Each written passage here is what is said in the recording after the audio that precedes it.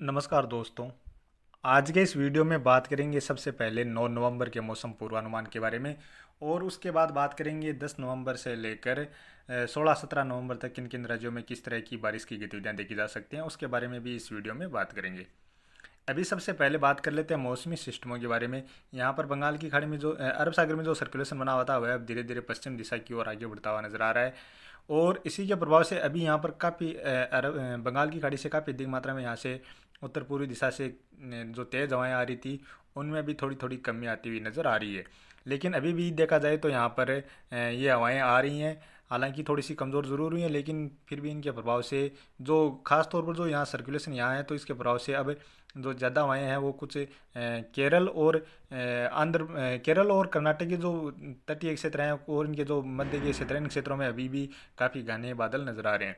हालांकि तमिलनाडु और आंध्र प्रदेश में भी इस समय काफ़ी घने बादल नज़र आ रहे हैं, लेकिन यहाँ पर धीरे धीरे थोड़े बादलों की कमी आने वाले 24 से 48 घंटों के दौरान यहाँ पर थोड़ी सी कमी देखी जा सकती है। और अभी देखा जाए तो ये बादल कुछ महाराष्ट्र के दक्षिणी क्षेत्रों से लेकर मध्य के क्षेत्र हैं या पश्चिमी क्षेत्र हैं यहाँ तक भी बढ़ते हुए नजर आ रहे हैं। तेलंगाना में भी इस समय काफ़ी घने बादल नजर आ रहे हैं। इसके अलावा यहाँ पर उत्तर पश्चिम भारत की ओर भी पश्चिम विक्षोभ नज़र आ रहा है, जिसका असर अभी पाकिस्तान और अफगानिस्तान के क्षेत्रों पर देखा जा रहा है। इसके अलावा पहाड़ी राज्यों में भी यहाँ पर बादल आ रहे हैं। और पाकिस्तान के क्षेत्रों पर बारिश होने के बाद, हल्की फुल्की बारिश होने के बाद, ये बादल राजस्थान के क्षेत्रों की ओर भी बढ़ते हुए देखे जा रहे हैं। तो इन सभी सिस्टमों के बीच अब बात कर लेते हैं सबसे पहले आने वाले 24 घंटों के मौसम पूर्वानुमान के बारे में।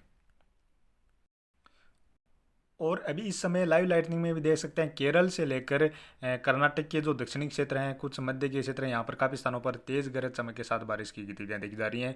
श्रीलंका और तमिलनाडु के क्षेत्रों में भी काफ़ी स्थानों पर ठीक ठाक बारिश की गतिविधियाँ इस समय देखी जा रही हैं। आंध्र प्रदेश के जो पश्चिमी क्षेत्र हैं यहाँ पर तेज़ बारिश की गतिविधियाँ देखी जा रही हैं। बाकी जो क्षेत्र हैं तेलंगाना और महाराष्ट्र के भी कुछ दक्षिणी क्षेत्र हैं, यहाँ पर भी कुछ स्थानों पर गरज चमक के साथ इस समय बारिश की गतिविधियाँ देखने को मिल रही हैं।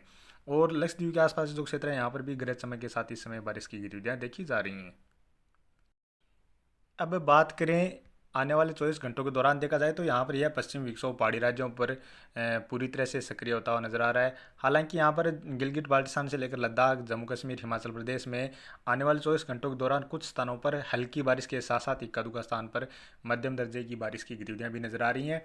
और यहाँ पर कुछ स्थानों पर ऊंची पहाड़ी वाले इलाकों पर बर्फबारी की गतिविधियाँ भी नजर आ रही हैं। इसके अलावा पंजाब में भी कुछ स्थानों पर हल्की बारिश की गतिविधियाँ आने वाले 24 घंटों के दौरान नजर आ रही हैं। साथ में देखा जाए तो हरियाणा के उत्तरी क्षेत्रों से लेकर जो पश्चिमी क्षेत्र हैं यहाँ पर भी इक्का-दुक्का स्थान पर हल्की बारिश की गतिविधियाँ नजर आ रही हैं। और बात करें राजस्थान की, तो राजस्थान में भी जो पश्चिमी क्षेत्रों से लेकर मध्य के क्षेत्र हैं, उत्तरी क्षेत्र हैं, यानी जैसलमेर से लेकर जोधपुर, बीकानेर, गंगानगर, हनुमानगढ़ से लेकर चूरू, सीकर, झुंझुनू, जयपुर, नागौर के क्षेत्र हैं, अजमेर तक के जो क्षेत्र हैं, यहाँ पर भी आने वाले 24 घंटों के दौरान बादल देखे जा सकते हैं। और इक्का दुक्का स्थान पर हो सकता है हल्की फुल्की बारिश या बूंदाबांदी जैसी गतिविधियाँ भी देखने को मिल जाएँ। इसके अलावा बात करें दक्षिण भारत में, यहाँ पर केरल और कर्नाटक के जो पश्चिमी तटीय क्षेत्र हैं, इन क्षेत्रों की ओर काफ़ी स्थानों पर तेज़ गरज चमक के साथ बारिश की गतिविधियाँ देखी जा सकती हैं। हल्की से लेकर यहाँ पर मध्यम दर्जे की व कुछ स्थानों पर तेज़ मूसलाधार बारिश की गतिविधियाँ नजर आ रही हैं। इसी तरह तमिलनाडु में भी पूर्वी तटीय क्षेत्रों से लेकर जो दक्षिणी क्षेत्र हैं, पश्चिमी क्षेत्र हैं, यहाँ पर भी हल्की मध्यम से लेकर तेज़ मूसलाधार बारिश की गतिविधियाँ नजर आ रही हैं। उत्तरी क्षेत्रों में भी हल्की मध्यम दर्जे की बारिश की गतिविधियाँ देखी जा सकती हैं। बात करें आंध्र प्रदेश के जो उत्तरी क्षेत्र हैं, इन क्षेत्रों में बारिश की गतिविधियों में पूरी तरह से कमी आ जाएगी। यानी आज कल सुबह से यहाँ पर बारिश की गतिविधियों में पूरी तरह से कमी आने की संभावना है। साथ में ही देखा जाए तो तेलंगाना में भी जो पश्चिमी क्षेत्र हैं, इन क्षेत्रों से लेकर आंध्र प्रदेश के जो पश्चिमी क्षेत्र हैं, इन क्षेत्रों में कुछ स्थानों पर हल्की मध्यम दर्जे की बारिश की गतिविधियाँ आने वाले 24 घंटों के दौरान देखी जा सकती है। इसी तरह बात करें गोवा और महाराष्ट्र के भी जो रत्नागिरी से लेकर पुणे के आसपास के क्षेत्र हैं और कुछ नांदेड़ तक के क्षेत्र हैं, इन क्षेत्रों में भी कुछ स्थानों पर हल्की मध्यम दर्जे की बारिश की गतिविधियाँ आने वाले 24 घंटों के दौरान देखने को मिल सकती हैं। बात करें पूर्वोत्तर राज्यों की, तो यहाँ पर भी आने वाले 24 घंटों के दौरान मुख्यतः मौसम साफ ही नजर आ रहा है।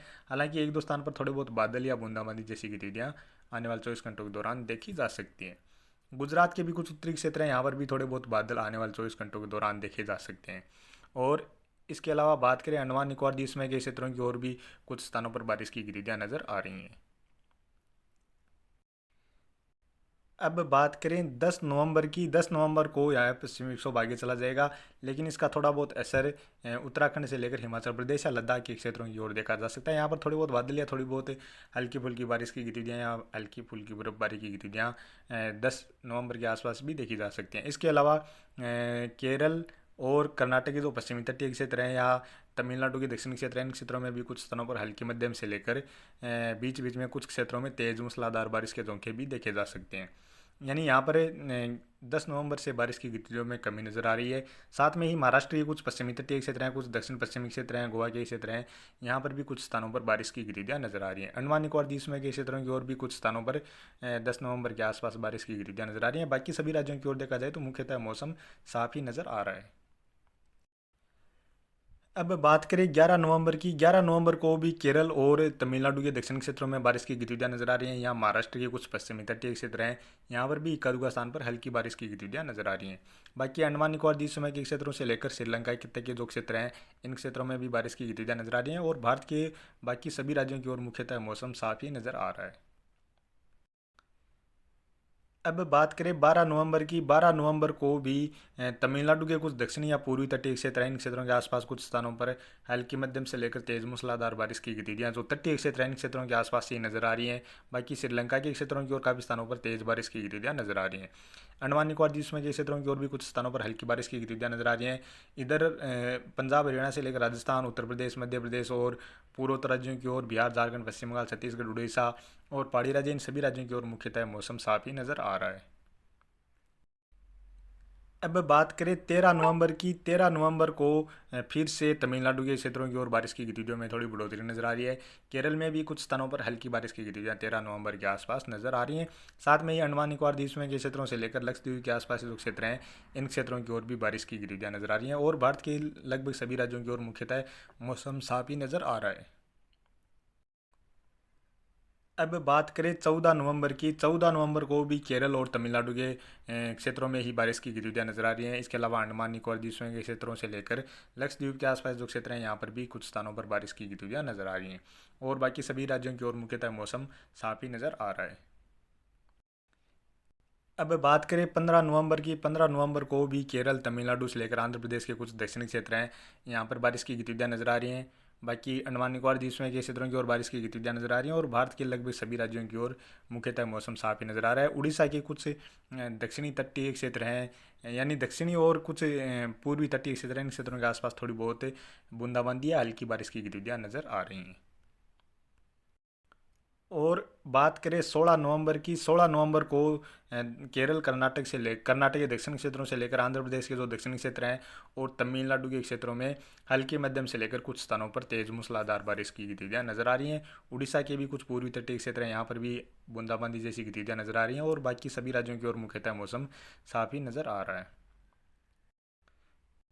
अब बात करें 17 नवंबर की। 17 नवंबर को भी दक्षिण भारत में केरल, कर्नाटक के दक्षिणी क्षेत्रों से लेकर तमिलनाडु और आंध्र प्रदेश के जो दक्षिणी क्षेत्र हैं, इन क्षेत्रों में हल्के मध्यम से लेकर कुछ स्थानों पर तेज मूसलाधार बारिश की गतिविधियां नजर आ रही हैं। इसके अलावा अंडमान निकोबार द्वीप समूह के क्षेत्रों की ओर भी जो खासतौर पर उत्तरी क्षेत्र हैं, इन क्षेत्रों में कुछ स्थानों पर मध्यम से लेकर तेज मूसलाधार बारिश की गतिविधियां नजर आ रही हैं। तो अभी के वीडियो में इतना ही और आगे की जानकारी के लिए प्लीज़ आप वीडियो को लाइक करें, साथ में ही चैनल पर पहली बार हैं तो चैनल को भी सब्सक्राइब कर लें।